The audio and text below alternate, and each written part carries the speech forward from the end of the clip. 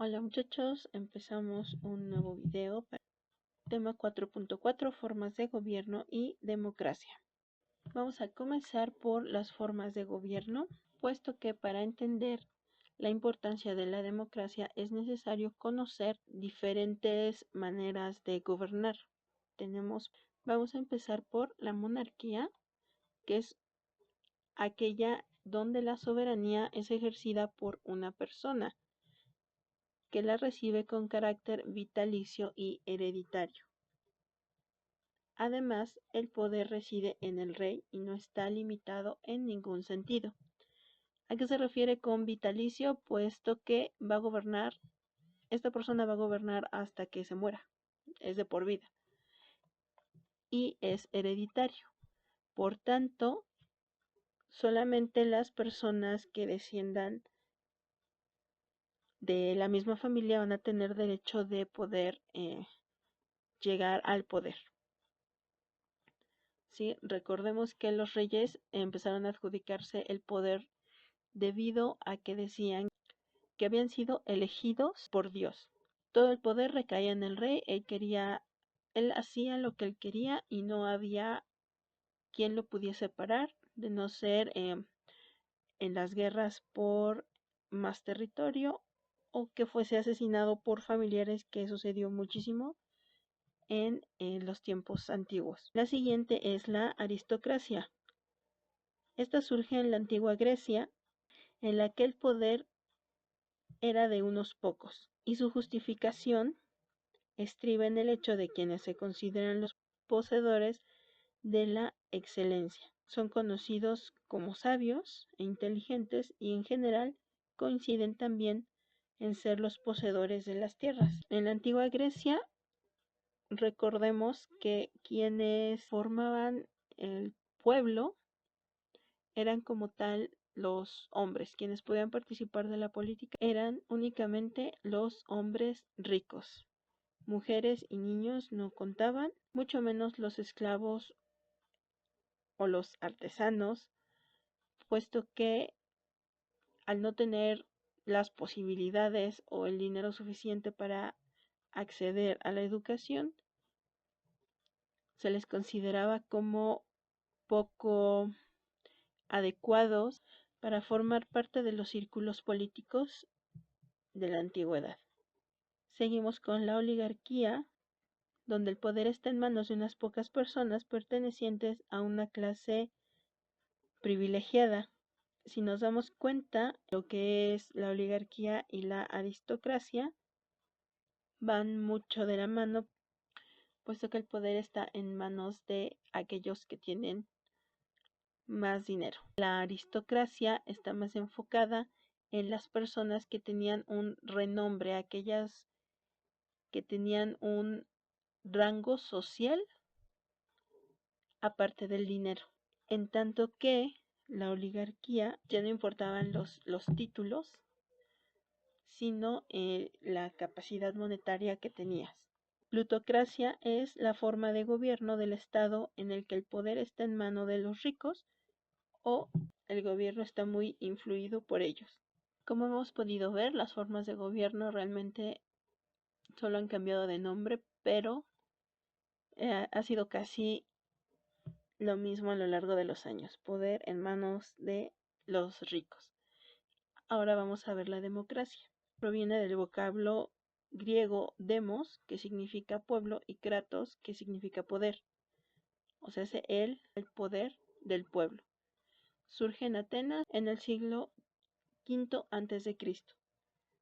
Algo que se intenta con la democracia es precisamente que el pueblo forme parte de las decisiones políticas, puesto que lo que se desea con una forma de gobierno demócrata es que se beneficie a todo el pueblo, no solamente a aquellos que tengan un buen estatus económico. Existen tres formas de democracia. Tenemos la directa. En esta el poder lo poseen directamente los ciudadanos. De esta forma, las decisiones son consensuadas y ejercidas por el pueblo. En la antigüedad, la organización básica se centraba en las asambleas.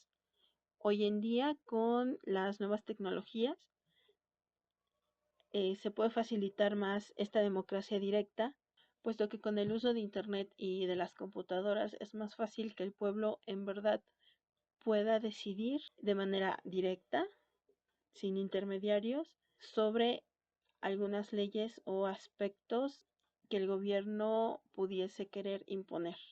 El siguiente es la representativa o indirecta, es donde el pueblo escoge a los representantes que van a gobernar. Es el sistema más actual en todo el mundo y tenemos la democracia semidirecta o mixta, que es una combinación de las dos anteriores. El gobierno tiene representantes, pero el pueblo tiene cierta capacidad a través de algunos mecanismos para participar directamente. Continuamos con los principios de la democracia. El primero es el de la soberanía popular. Aquí el pueblo tiene en todo tiempo el derecho de alterar o modificar la forma de su gobierno. Nosotros quisiéramos quitar al presidente actual, podríamos hacerlo. ¿Qué pasa? Que muchas veces al no conocer sobre lo que podemos hacer, sencillamente nos conformamos con lo que tenemos y no queremos avanzar. Principio B, de la mayoría y la defensa de los derechos de las minorías. La regla de la mayoría exige la participación de las minorías en la elaboración, aprobación y aplicación de las políticas. Estas minorías son un elemento esencial de la voluntad popular y la legitimidad democrática. Hace varias décadas, Estados Unidos tenía prohibido que algunas personas llamadas minorías, como la gente de color, pudiesen votar, lo cual, aparte de que iba en contra de los derechos, afectaba también a la democracia, porque entonces no era cierto de que todas las personas del pueblo estuviesen participando. Inciso C, principio de la representación política democrática. Es lo que estamos viviendo, puesto que el pueblo no elige. Bajo este principio, las políticas a seguir, las decisiones a tomar, no son en base a lo que nosotros queremos como pueblo, sino que elegimos a representantes y políticos que serán los responsables de tomar la mayoría de las decisiones. Por eso es también muy importante que sepamos a quienes vamos a elegir. Claro que muchas veces, desafortunadamente, las personas que se proponen para ser elegidas mienten y después de llegar al poder pues cambian toda la perspectiva que tenían. Principio de participación efectiva. Todo ciudadano sin distinción debe gozar de derechos políticos de manifestar por medio del voto su opinión. Sencillamente nadie nos puede decir que no podemos participar, es uno de los principios de la democracia para que ésta sea, inciso E, igualdad de voto. El valor de cada voto ciudadano debe tener un valor igual al de los demás. Esto es importante puesto que, recordando la historia, hubo un tiempo en que las mujeres no tenían derecho a votar. Por tanto, la democracia, de nueva cuenta, como con las minorías, no era efectiva y ni siquiera se le podría llamar democracia. Inciso F, comprensión ilustrada. Nos dice que todo ciudadano que goce de derechos políticos debe ser libre de votar de acuerdo con su propia opinión formada independientemente. Así que aunque intenten comprar nuestro voto, al final de cuentas nosotros podemos votar por quienes querramos en base a nuestra opinión independiente. Inciso G, la dignidad política de los ciudadanos. Una cultura democrática se sostiene sobre el peso fundamental de la dignidad de las personas y el respeto mutuo entre quienes se reconocen como iguales. Valores de la democracia. 3 son los valores básicos de la democracia moderna. La libertad, por la que se entiende que cada individuo goza del derecho a realizar determinadas actividades sin que nadie, ni siquiera el gobierno, se lo impida. Se puede ver como la posibilidad de elegir entre diversas alternativas sin ser sujeto a sanciones, amenazas o impedimentos. Debemos tener en cuenta, como lo vimos en una de las infografías, que la libertad puede ser positiva o negativa. La libertad positiva es precisamente aquella donde tú puedes hacer todo lo que quieras, siempre y cuando no invadas la libertad del otro. La libertad negativa se entiende como libertinaje, donde tú haces lo que quieras sin importar si estás molestando a los demás o si estás coartando su libertad. Igualdad. El principio de igualdad ante la ley es el que establece que todos los hombres y mujeres son iguales sin que existan privilegios de sangre o títulos nobiliarios. Es un principio esencial de la democracia y es incompatible con sistemas como la esclavitud, la servidumbre o el colonialismo. Fraternidad. Es sinónimo de hermandad y por extensión de amistad o camaradería. Supone reconocer que las contradicciones sociales, conflictos entre grupos o entre partidos políticos no son absolutas y pueden superarse pacífica y legalmente, mediante procedimientos de integración, negociación y la concertación de soluciones colectivas, legítimas y aceptables para todos. Esto quiere decir que aunque tengamos diferencias en cuanto a nuestras ideas, estas no se pueden arreglar de manera violenta, sino en base a consensos o incluso con el simple diálogo. Existen otros valores que debemos aplicar para entender y lograr los tres anteriores, como la legalidad, que se refiere a cumplir las leyes y normas para lograr una mejor convivencia entre las personas, el respeto, que es cuidar la manera en que nos dirigimos a los demás, reconociendo que tenemos los mismos derechos. Como lo mencioné antes, el diálogo, pues es un intercambio de opiniones e ideas de manera pacífica para llegar a un acuerdo. Y este acuerdo es cuando dos o más personas toman una decisión por medio del diálogo. Si nos damos cuenta, cada uno de estos valores se van conectando entre sí. Tolerancia, que es aceptar que los demás sean, piensen y actúen de forma diferente a la nuestra. Justicia, tratar por igual a cada persona respetando sus derechos. Lo justo no es lo que me conviene, lo justo es lo que merezco. Convivencia pacífica, cuando las personas viven en sociedad con libertad, igualdad y fraternidad. Obstáculos de la democracia.